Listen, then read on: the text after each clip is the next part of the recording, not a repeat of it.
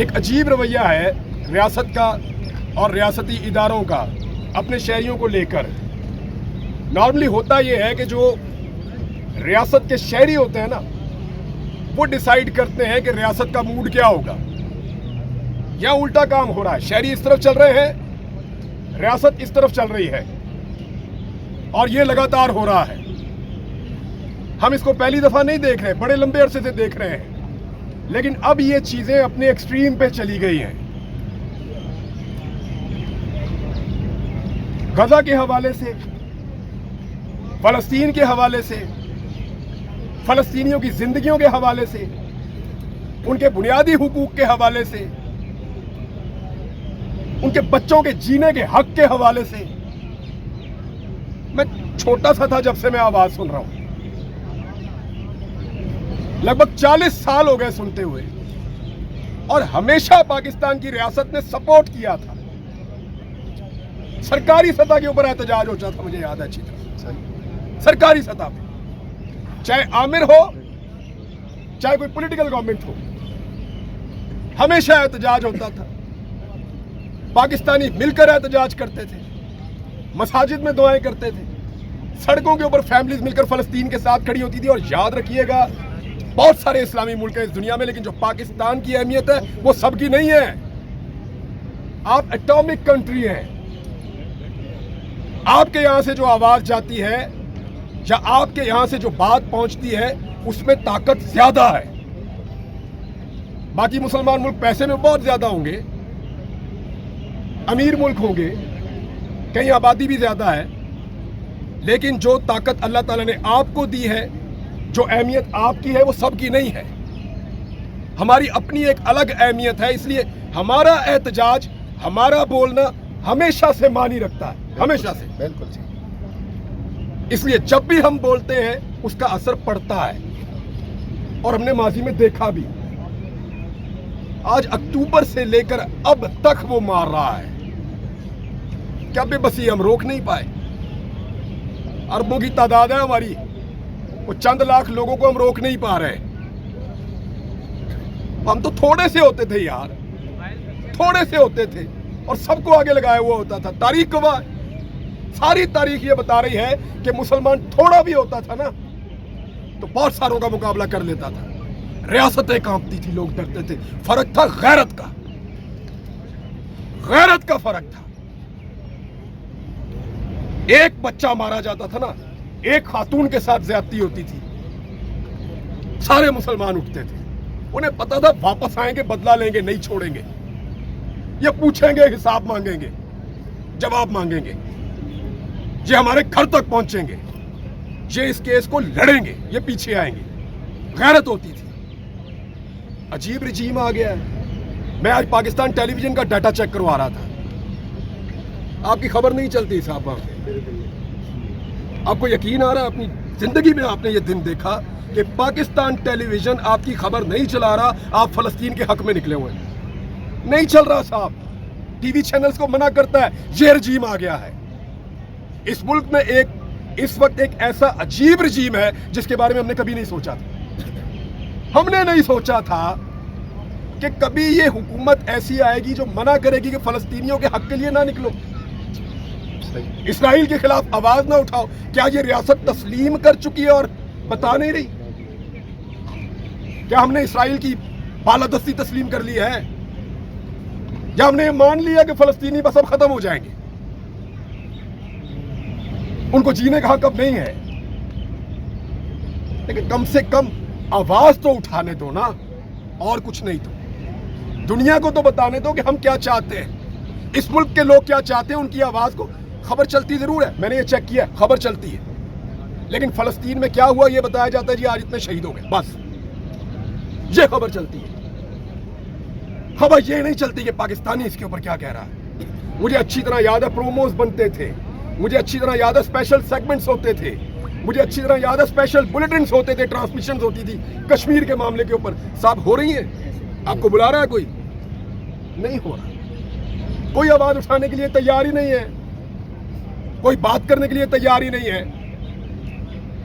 ابھی جب یہ کل میں خبر پڑھ رہا تھا نا, دل کو اچھا لگ رہا تھا کہ ناروے نے, اسپین نے, آئرلینڈ نے, फलस्तीन को तस्लीम किया, लेकिन साथ ही मेरे ख्वाब टूट गए जब मैंने मुशाहिद हुसैन सैयद को सुना कि पाकिस्तान की मिलिट्री हाई कमान वो क्या कर रही थी कि हम इसराइल को तस्लीम कर देंगे। मैं नहीं कह रहा, मुशाहिद हुसैन सैयद कह रहे हैं। पावर कॉरिडोर में उनके बड़े ताल्लुकात हैं, एक्सेप्टेबिलिटी बहुत है। वो कह रहे हैं, अलामा राजा नासिर अब्बास साहब ने कहा है, उन्होंने कहा जनरल बाजवा ने हमें कहा एनडीयू में इसराइल के सफारतखाने के हवाले से, एक तरफ हम ये खबर पढ़ रहे हैं कि वो गोरे गैर मुस्लिम वो फलस्तीन को तस्लीम कर रहे हैं, साथ ही दूसरी खबर अब ये पढ़ रहे हैं कि जहां पाकिस्तान के अंदर जो करता धरता और ताकतवर लोग हैं वो इसराइल को तस्लीम करने की बात कर रहे हैं। दिल्ली टूट गया, तकलीफ हुई है। 70 साल हमें ये बताया गया कि फलस्तीन को और कश्मीर को आजादी लेकर देनी है। हमने जब नई बंदूक खरीदी ये सोचकर खरीदी, मैं अपने बाप दादा से आपको बता रहा हूं, जब नई बंदूक खरीदी ये सोचकर खरीदी कि कभी वक्त आया ना तो कश्मीर और फलस्तीन इसके हक के लिए ये इस्तेमाल हो जाए तो अल्लाह हमसे राजी हो जाएगा। हमेशा ये सोचा। लेकिन आज रियासत की क्या पॉलिसी है किसी को समझ आ रही है?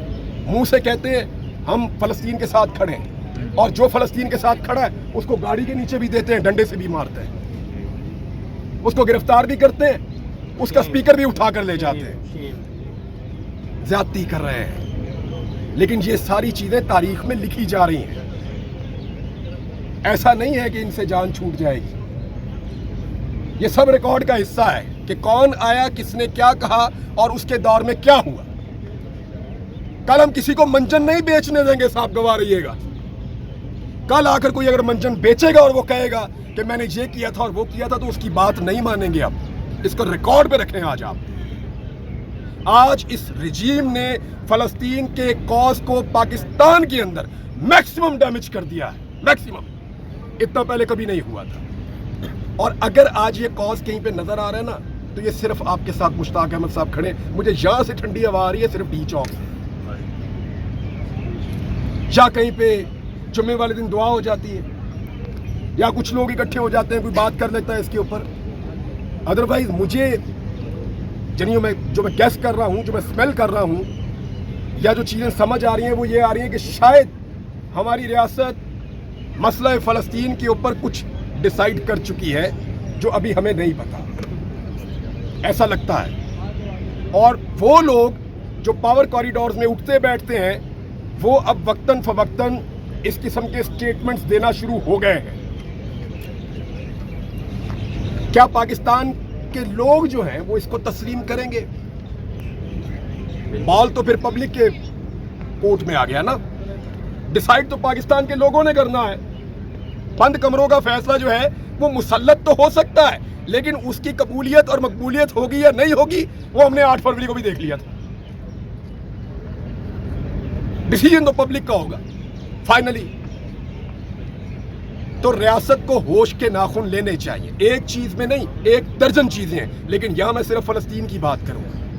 1 दर्जन चीजें हैं जिन पर रियासत को होश के नाखून लेने चाहिए। और फलस्तीन पर खसूसी तौर पर ये पाकिस्तान के अवाम की घुट्टी में है ये मसला।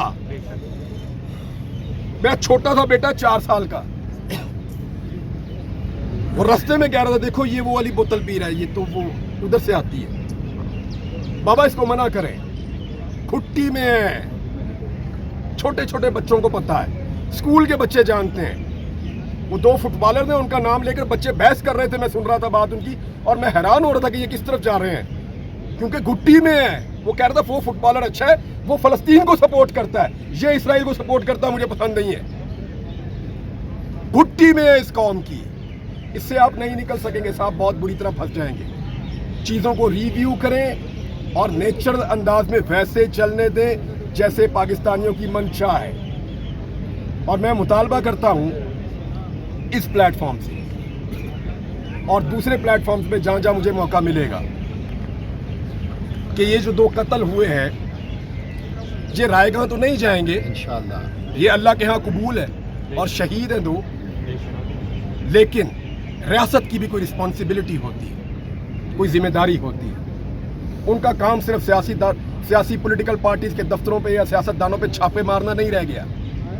उनका काम सिर्फ नाकों पे खड़े होकर शहरियों को परेशान करना नहीं रह गया।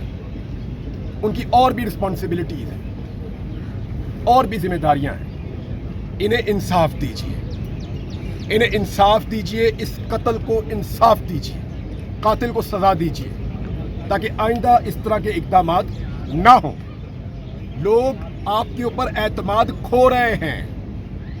इसी तरह आहिस्ता आहिस्ता ये होता है कि मामला शुरू होता है और लोग अपना एतमाद खोते खोते रियासत से दूर होते चले जाते हैं। हमारे सामने बेशुमार मिसालें हैं। रियासत और शहरियों के बीच में जब फासले बढ़ते हैं तो उसका नुकसान मुमलिकत को होता है। उस नुकसान से बचना है तो होश के नाखून लीजिए। मैंने आप सबका बहुत वक्त ले लिया, आप सबका सुनने के लिए बहुत शुक्रिया। जज़ाकल्लाह। पाकिस्तान जिंदाबाद, पाकिस्तान जिंदाबाद, फलस्तीन जिंदाबाद, इस्राइल मुर्दाबाद। बहुत शुक्रिया। बिस्मिल्लाहिर्रहमानिर्रहीम। सबसे पहले तो आपका मुफ्ताक अहमद साहब बहुत शुक्रिया जो आप यहाँ कर रहे हैं, आवाज़ उठा रहे हैं। आपका बहुत शुक्रिया, ख़वातीन का बहुत शुक्रिया, जितने लोग यहाँ पे नौजवान मौजूद हैं। पहले तो इमरान साहब और रुमान साहब का जो इंसिडेंट हुआ यहाँ पे रात गए चंद दिन पहले, उस पर मैं अफसोस का इजहार करूँगा आप सबसे। इंतहाई अफसोसनाक वाक़या, 2 इंसानों की जान गई है, एक ICU में अभी मौजूद है। ये बदकिस्मती है। और जिस तरह का उसके बाद पुलिस का रवैया था, यानी जो काम करने वाला है वहाँ पे उनका रवैया किसी और तरह का है, और जिस जगह पे कुछ नहीं करना वहाँ पे ये सैकड़ों की तादाद में भी पहुँच जाते हैं।